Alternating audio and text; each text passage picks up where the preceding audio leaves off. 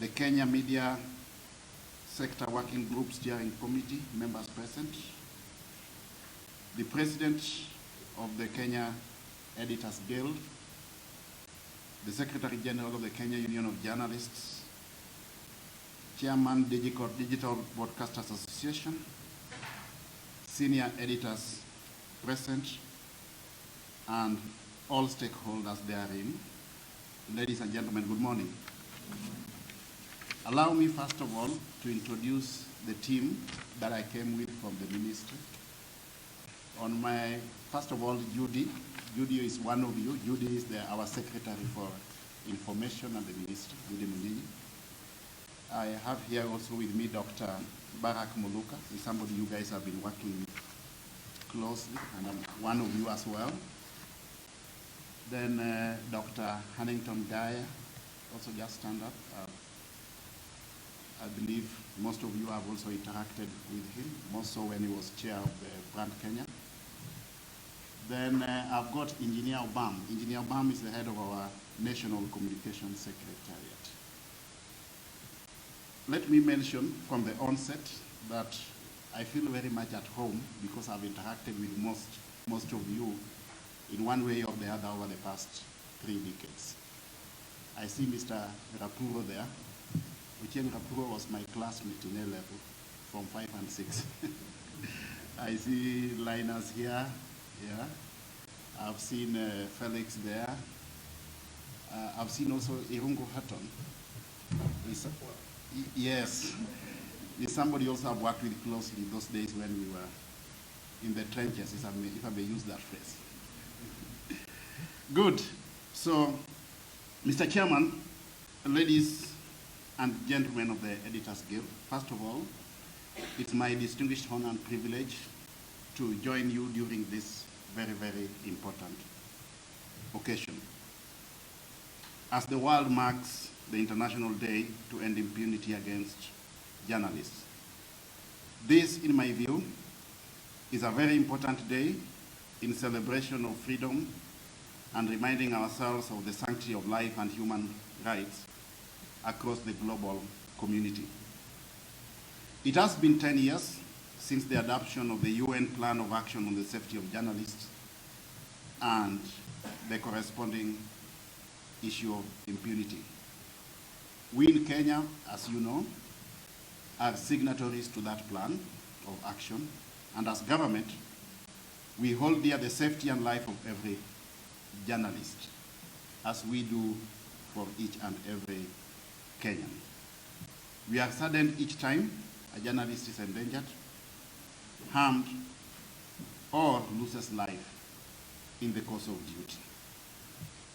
We remain concerned that all over the world, physical abuse and even termination of life for journalists in the line of duty still persists 10 years after the adoption of the UN Plan of Action. This is to be condemned in the strongest terms possible by civilized society everywhere in the world.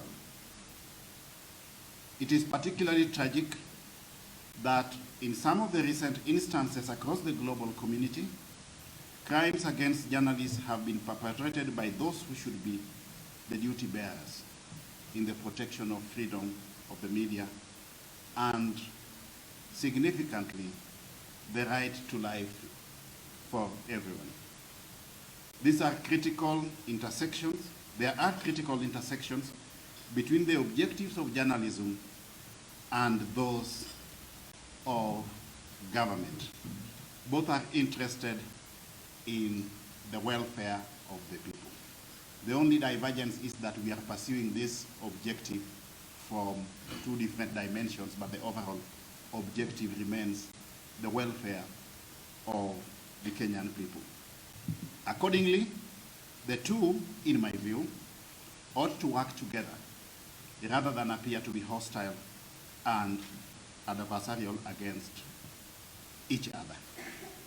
They ought to work in complementarity of purpose rather than in imaginary and often hostile competition. Both should be keen on achieving a democratic, free and fair society governed by the rule of law and of course in line with our 2010 constitutional dispensation. Granted, ladies and gentlemen, that depending on unfolding events from time to time, we expect that the media and on one hand and the government on the other may hold divergent views. But we should not see that as a source of negative conflict, but in my view, it should be seen as an opportunity to enable the two stakeholder segments engage in constructive dialogue so that we develop a common denominator on how we should respond to the strategic issues emanating from therefrom and craft a logical and feasible way moving forward.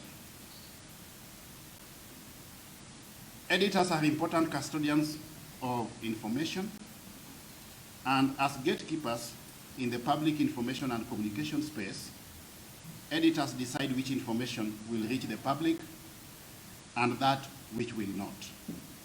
They even decide what angle or slant information takes, and sometimes very forcefully so, and even deliberately. Apart from information, editors also set agenda for the society. They decide which issues will be the greatest questions of the day for public discourse and which ones should be ignored. So what I'm saying, ladies and gentlemen, is that you play an integral role in shaping public opinion depending on unfolding events from time to time. And in that vein, in my view, we should work in partnership because we are all out to serve the well-being of the Kenyan people. Editors also shape opinion on important public issues. Indeed, you have the capacity to make the big issue small, and in the converse, also make the small issue big. We as a country, and indeed government, the Kenya Kwanza government, respect media freedom.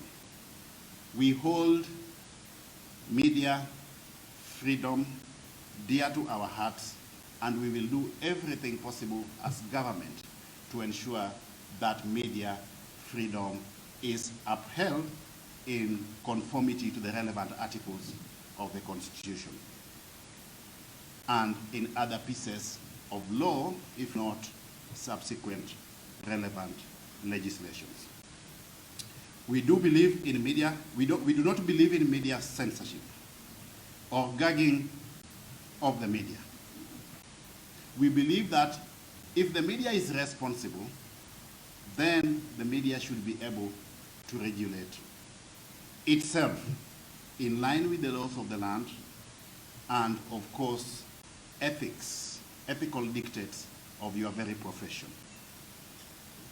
My ministry, and of course by extension the entire Kenya Kwanza government, will continue to defend the freedom of the media alongside other civil liberties. Even as we continue to respect these freedoms, ladies and gentlemen, we recognize that social conflict and divergence of opinion, which I had alluded to earlier, is part of a healthy society. In any society, conflicts will always arise, depending on unfolding events from time to time. But from a ministry perspective, my plea is that as and when we get into those type of situations, let's talk to each other as opposed to talking at each other. I will actually cultivate and institutionalize an open door policy so that within short notice, I remain ready and available for those consultations. Conflict, however, must be managed and even transformed for the overall good of the society. Democratic society, such as ours, have institutional forums and instruments of resolving conflict. and the pressures that generate it. In the case of the media, related pressures and conflicts, we have the Media Council of Kenya, which is a statutory body, and to which both the government and journalists are members. The council, in my view, has got an integral role to play in the management or resolution of those conflicts as intended by the law, and just to ensure that we don't have any lacuna in that space. I will be very, very soon, subsequent to the relevant consultations, constitute the board of the Media Council of Kenya. While difference of opinion and approach is normal in civilized society, social conflict and even political conflict should never degenerate to the extent of descending into criminal activity. The ideal in every conflict situation is early monitoring, evaluation and reporting, and swift intervention for purposes of conflict management and transformation. I believe that this can be done through the Media Council of Kenya, and of course, while integrating the integral input of all the relevant stakeholder segments depending on unfolding events from time to time, ladies and gentlemen. In my view, crimes against journalists come in different guises and of course perpetrated by different players. The assumption, based on historical experience, tends to be that government is the perpetrator. But this may not necessarily be the case.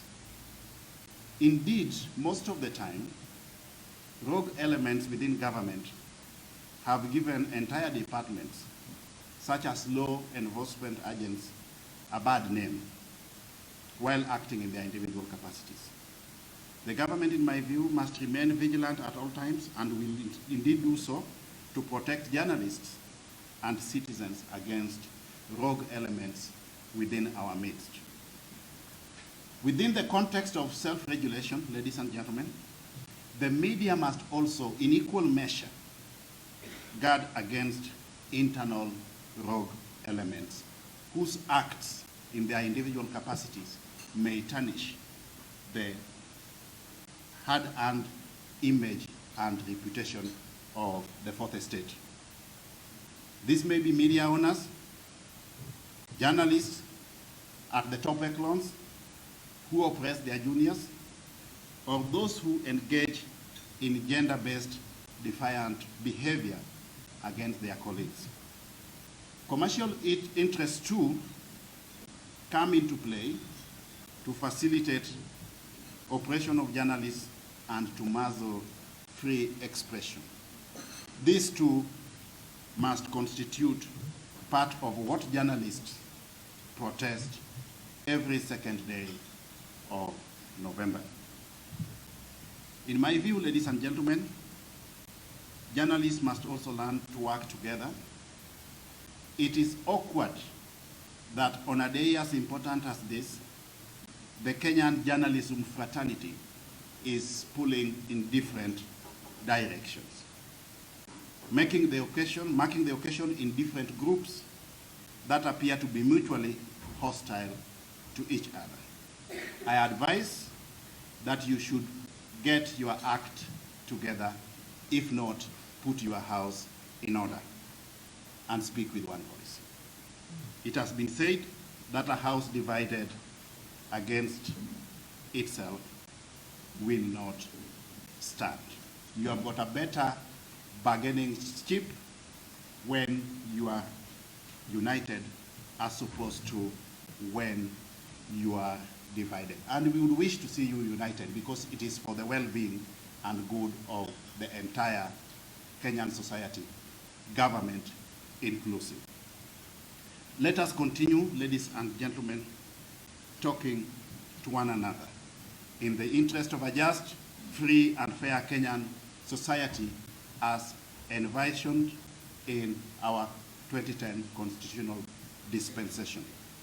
Let us also recognize that freedom comes with responsibility. Editors have got the duty to protect other citizens against abuse through sensational, prurient, and salacious falsehoods and other unethical coverage that victimizes and violates them. We owe each other the responsibility of care, ladies and gentlemen. As I move towards the tail end, I just want to quickly respond to some of the issues that were brought to the fore by the chairman of the Editors Guild in the course of his submission at the beginning. The issue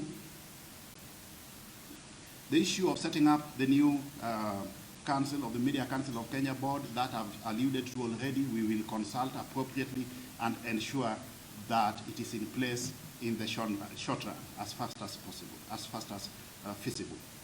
Rejuvenation of KBC and even the Kenya News Agency, ladies and gentlemen, these are issues which I hold very dear to my heart. I believe you equally do so because most of you are actually products of the same KBC. Yeah? Let us work together. Some of these interventions will require working with stakeholders from all perspectives, and where we can pull together to rejuvenate or revitalize or re-engineer the operations of the Kenya Broadcasting Corporation and Kenya News Agency, please let us pull the efforts together. And indeed, I was at both KBC and KNA yesterday, and as a ministry, we have actually committed to those two institutions that we will do everything in the shortest time possible by way of a turnaround strategy. Review of watershed advertising. Now, the issue of government, the disbursement of advertisement revenue or allocation of the same through the government GAA. This is something that I have to look at closely. I'll have a working session with GAA. I've got issues not just from this forum, but also other forums, a bit of complaints here and there. We will look at that issue and come up with the most feasible way moving forward for the benefit of all stakeholders involved. And if anything, I will also, in one of the subsequent forums that I intend to have with the media fraternity, just get your views so that the same is integrated in the re-engineering of that issue altogether. The killing of Ashad Sharif. This is being handled by relevant arms of government, specifically the Ministry of Interior and the Ministry of Foreign Affairs. I know we have a duty as the ministry responsible for communication of government position on issues that touch on government and even issues of interest to the public. I will consult my counterparts in those ministries, and as and when this information is available for public consumption, it is still at very delicate stages, we will definitely reach out to you so that you help us in dissemination of that information, not just to members of the First Estate, but to the public at large, if not the international community for that matter. Attack on journalists, I think I've handled this within the same realm of respect for freedom of the media. We don't foresee this happening within the term of our Kenya Kwanza government. Actually, we want to look at you people more as partners, our partners in governance, as opposed to competitors from whatever perspective you can think of. We intend to work with you people very closely, and we don't foresee any issues that may bring to the fore conflicts that may be insurmountable. And of course, in the same vein, we will continue upholding, if not adhering or conforming to the independence of the media from a policy perspective, regulatory perspective, or otherwise, depending on unfolding events from time to time. As I conclude, ladies and gentlemen, I want also to invite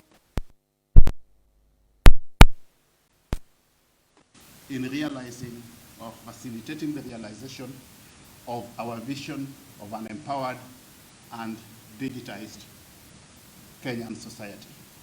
You have a role to play in that, and we believe that you will augment our efforts so that we leverage on ICT to transform our country for purposes of sustainable economic development. Very lastly, as I conclude, I did mention during my vetting that I would wish that my performance as CS of this ministry is evaluated on the basis of certain key but very fundamental performance indicators. One of them was the facilitation of paperless government through digitization of the entire government system. The other one was facilitation of access to free and affordable internet. The other one was the leveraging on ICT to facilitate creation of jobs, digital jobs. I want to add a fourth one, ladies and gentlemen, this morning, that I would also wish that at the tail end of my tenure in this ministry, my performance will be evaluated on the basis of satisfaction, not just of the integral stakeholder segments, but if there is anything called media satisfaction index, then I would wish that my performance be evaluated on the basis of that, ladies and gentlemen. Thank you very much.